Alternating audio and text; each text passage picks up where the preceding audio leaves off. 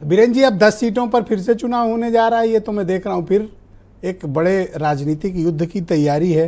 तो इस वक्त दोनों खेमे में, एनडीए के खेमे में और इंडिया के खेमे में, क्या राजनीतिक माहौल है और इस वक्त क्या चर्चाएं हैं? बीजेपी की समीक्षा भी हो गई, तो अब क्या निकल कर आउटकम आया कि अब चुनाव की आगे की तैयारी कैसे होगी? देखिए, ये जो 10 सीटों का उपचुनाव है, एक तो साफ है कि ये एक बड़ा संदेश देकर जाएगा।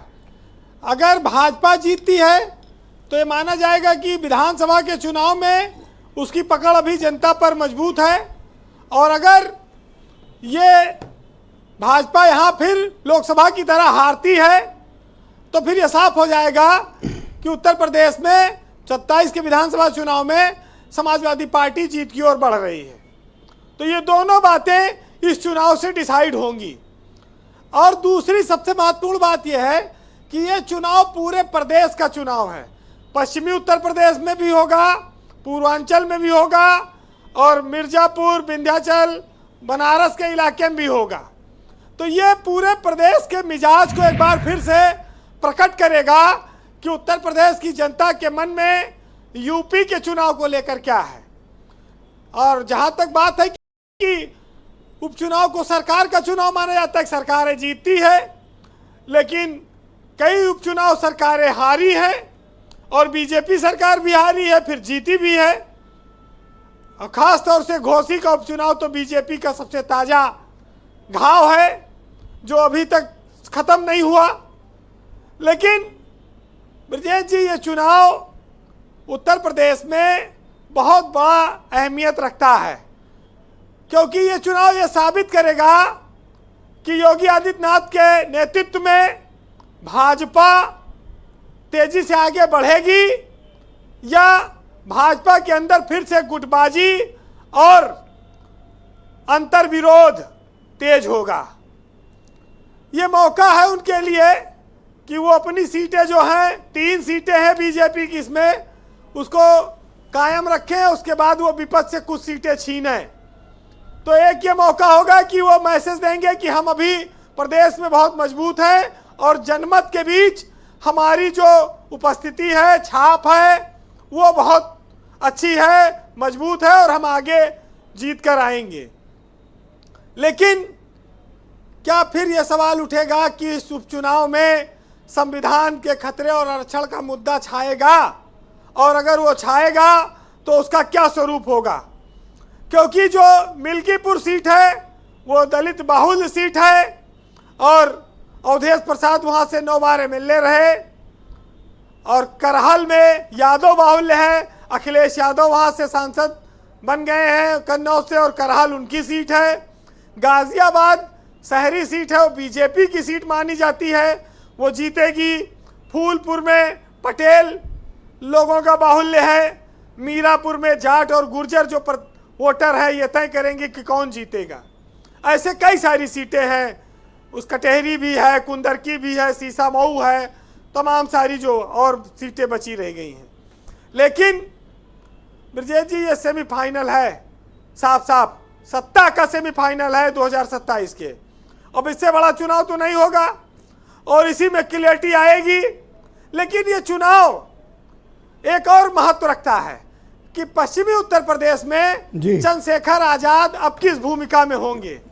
मायावती का वोट परसेंटेज डाउन हो चुका है, अखिलेश यादव चंद्रशेखर को भी अपने गठबंधन में लाके क्या वहां पर बीएसपी की एक नई कार्ड तैयार करेंगे, और ये बहुत टर्निंग पॉइंट होगा उत्तर प्रदेश की सियासत का कि वो तो क्या चंद्रशेखर की पार्टी भी सभी 10 सीटों पर लड़ेगी या फिर कुछ सीमित सीटों पे, जैसे कुंदरकी, मीरापुर, खैर, गाजियाबाद?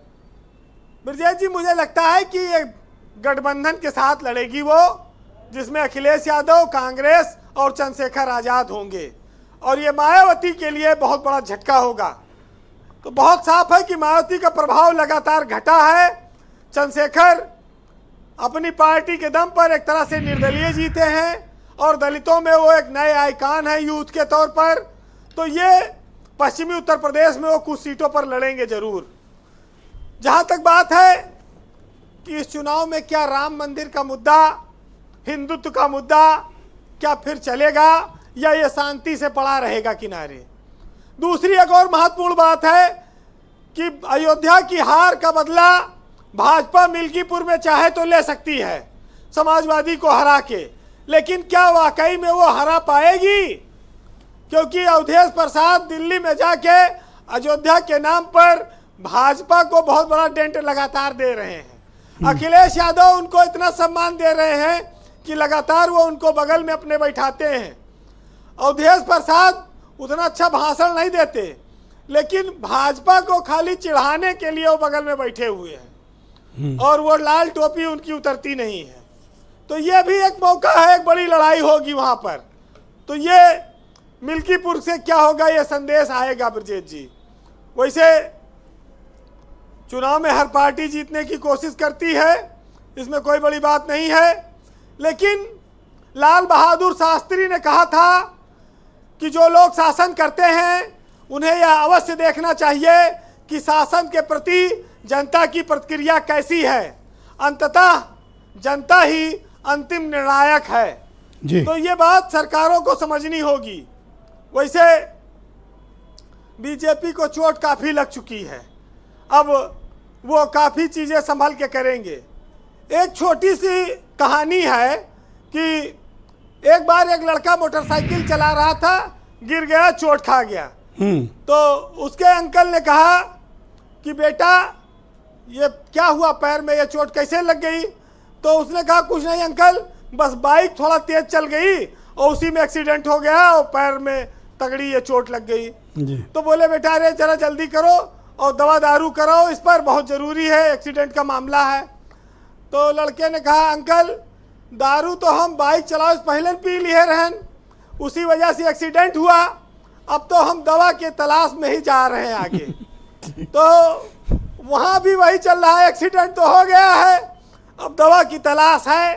ये 10 सीटों के चुनाव परिणाम से कुछ मरहम लगेगा।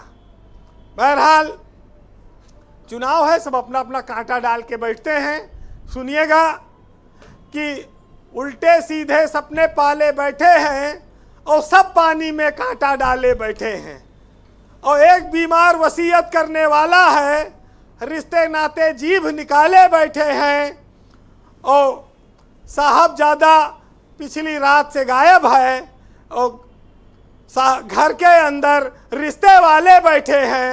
और आज शिकारी की झोली भर जाएगी, आज परिंदे गर्दन डाले बैठे हैं। बहुत शुक्रिया वीरेंद्र जी, आपका बहुत बहुत धन्यवाद। ग्राउंड जीरो से अपने ओपिनियन, फीडबैक और राजनीतिक विमर्श हम तक पहुंचाने के लिए आपका बहुत बहुत धन्यवाद। बहनों भाइयों, इस परिचर्चा का दूसरा चरण प्रारंभ करते हैं। बीजेपी के